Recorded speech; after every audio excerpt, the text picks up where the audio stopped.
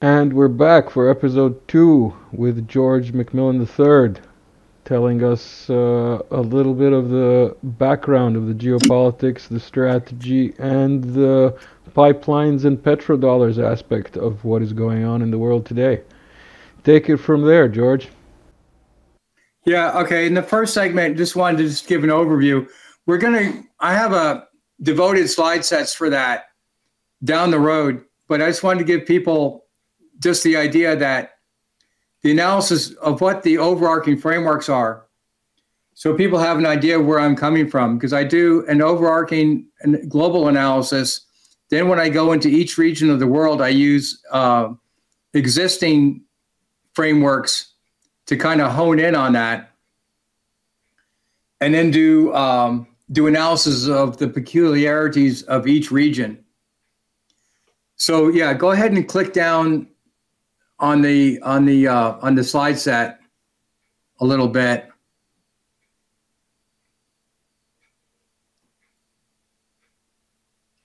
Okay, yeah, this one was just what my geopolitical form models are. It's my frameworks. Yeah, again, this is my frameworks in depth, but we're going to do we're going to devote that. Yeah, stop on that one real quick. Yeah, that's just the migration patterns of jobs moving south and then people moving north. Yeah, go ahead and click down a little bit.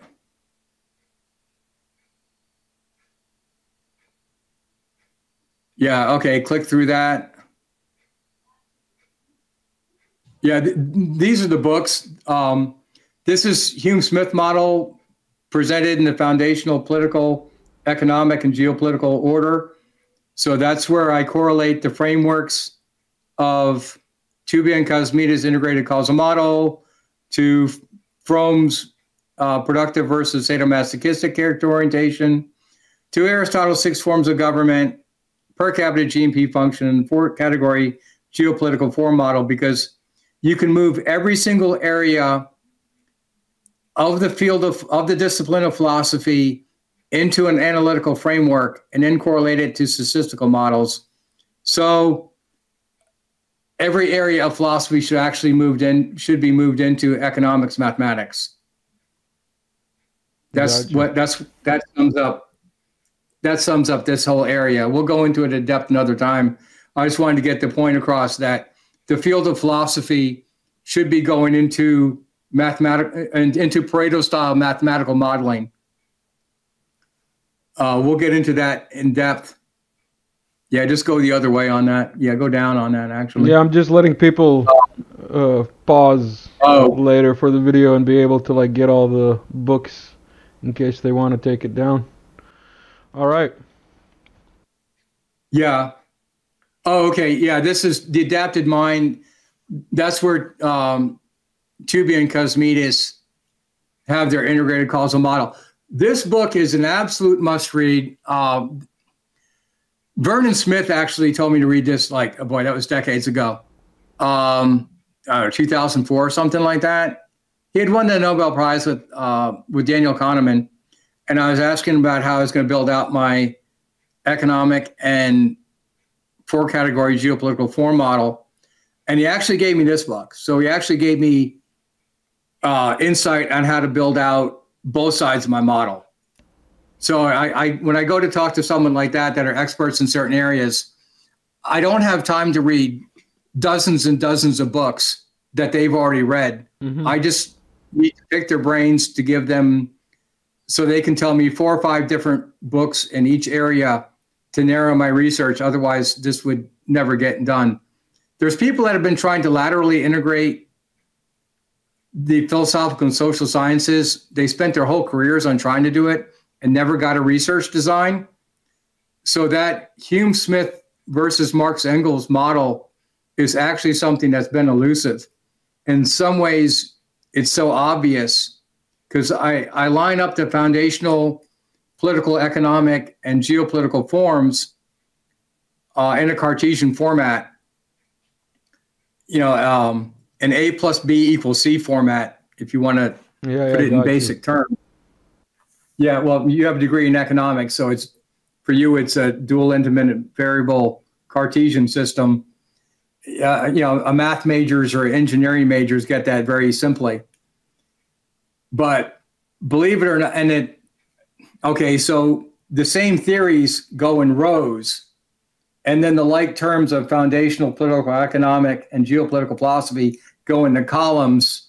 So I'm following the format of simultaneous equations in algebra and linear programming. So the logic of it is really simple. But the social sciences are chaotic, which is what the Tooby and Kosmides book was talking about, adapted mind. Mm-hmm. One of the problems with the university system is the field of people in foundational philosophy or philosophy of psychology will work with psychologists. Likewise, political philosophy will interact with the political science department. And the economic philosophy people will, they'll interact with people in economics history departments. And then hardly anybody studies the geopolitical aspect of it. Everybody's got tunnel vision, basically, in their own little field. Yeah. So they're comparing like terms in each field, and the social sciences got rid of the Hume-Smith theories and gravitated towards the Marxist theories, and they got rid of the measurement system. So it's a double negative. That's why the university systems in the West are producing people that go into government and are making our policy decisions based on the wrong theories of human behavior, and they threw out the measurement systems to know whether they're going the right direction or the wrong direction. So it's a double negative. That's why I'm saying everything that the Western governments do now are going to start backfiring because of the chaotic organization of the university system. Got it. So what I did was saying that what the field of philosophy should be doing is comparing the competing philosophies laterally, not interfacing in the empirical social sciences, but interfacing laterally and then comparing the two hypotheses following the scientific method the same way that you would do in linear programming. Mm-hmm. So it's how to organize the social sciences just comes out of, first semester linear programming. There's nothing about this difficult whatsoever. Yep. But there's a bunch of professors that spent their whole careers. The guy that I interacted with was a guy named Ram Hare that taught at schools in DC.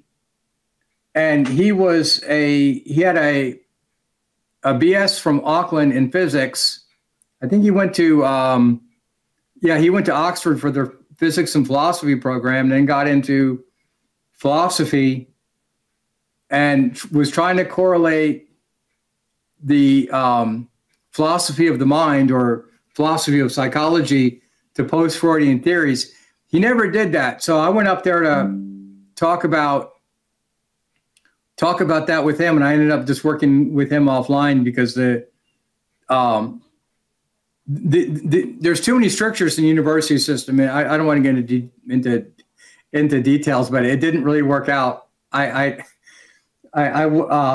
talked to some of the professors in our philosophy department, had changed, and I was dealing with a bunch of literature majors. Mm-hmm. So you can tell that I'm trying to build physics models. I want to talk to a guy with a background in physics. Yeah. So, I'm not trying to say anything bad about anybody. I'm just saying that. No, it's just people when they get, especially after a certain age or a certain time spent in any field, they get too focused and can't see the bigger picture and can't apply things from different spheres and different, knowledge bases, basically. Right. So at a time where, the reason why I throw that in as an aside, the basics about physics models, I explain it. My father was a fighter pilot, so I explain it in aeronautics terms. Mm-hmm. Physics models are based on the two unseen forces of gravity and atmospheric density. You don't see Yep. gravity, but it works, right? Yep. So in atmospheric density, you don't really see air. Okay, maybe you do in a polluted city, but typically you don't see air, but wind resistance is there, especially if you ride Yep. motorcycles. It's there. Mm-hmm. So you have those two unseen forces, but you can measure those unseen forces with lift, thrust, weight, and drag. You need a certain amount of lift and thrust to get an airplane off the ground, and then so your first force is gravity. So you're using lift, thrust, weight, and drag to achieve the first objective of getting something off the ground. The importance of having the second unseen force is then is to explain a mission specific set for an aircraft. If you're trying to get something very heavy off the ground, then you need more thrust and more lift, but then with more lift, your drag increases and your weight increases. So that's going to slow the plane down. So you're going to use up more fuel and you're going to lower your terminal velocity, and you have to take off at a higher speed. So you're going to need longer runways.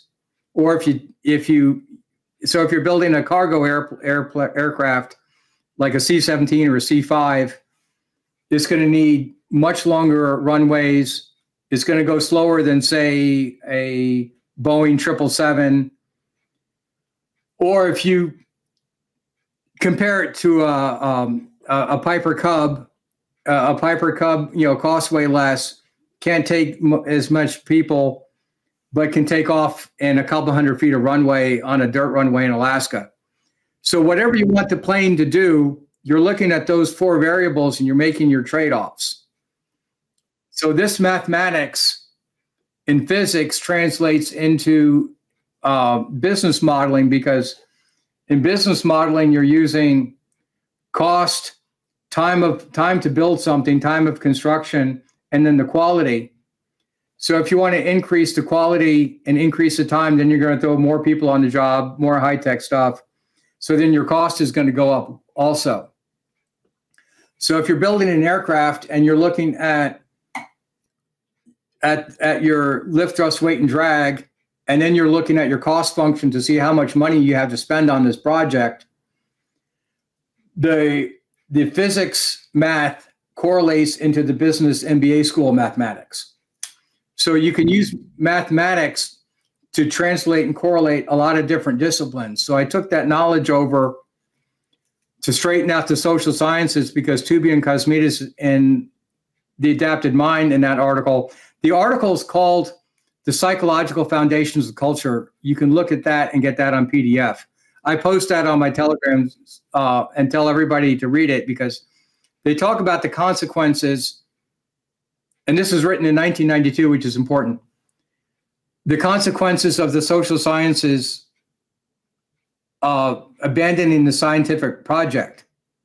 Because on one hand, my research design after the fall of the Soviet Union is so simple, and yet the philosophy and the social sciences departments abandoned the scientific method precisely at the time where they should be using it. So they don't follow the simple algebraic logic to straighten the social sciences out. So now they're chaotic, and now we're starting to produce incompetent leaders, which is why after the Nord Streams blow up, I decided to go more heavily into this, because I think things are going to start unraveling, and people need to understand this from a predictive analysis standpoint. Because if you're just watching the news, there's several good news channels out there. I think everybody on this channel pretty much watches the Duran for daily news, because they're really good. They do several videos a day on European news. I watched them when I was in Afghanistan, especially during the fall, because they talked a lot about the European politics, and they know that really, really well. So, there's a bunch of good shows like that, or like I watched Brian Burlick's show also because it's Southeast Asia. So there's good shows on day-to-day news. But to get onto that, where we're starting to get more predictive on what the pressures are, because different leaders are going to start having different economic growth, population growth pressures.